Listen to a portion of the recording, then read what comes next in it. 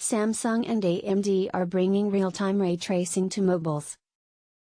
Samsung's subsequent premium Exynos chip may characteristic AMD's RDNA 2 tech.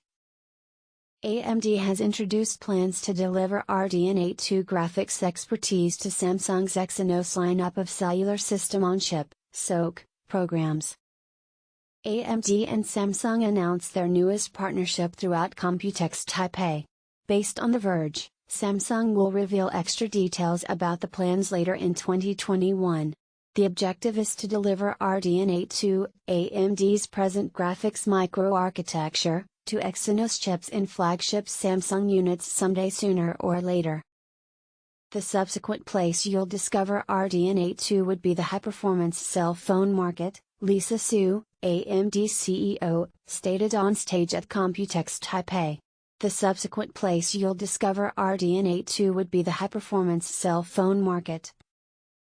RDNA 2 Assist in Exynos chips will allow assist for extra premium options like ray tracing and variable fee shading to cellular flagships within the Samsung lineup. Whereas no timeline has been shared, but it may imply the introduction of extra highly effective gaming and functions on new telephones as early because the Samsung Galaxy S22.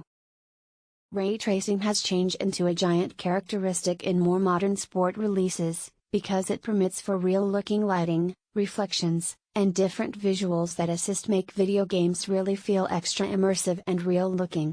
Nonetheless, most of the graphics playing cards that assisted are costly and laborious to search out in inventory proper now. Thank you for watching this video.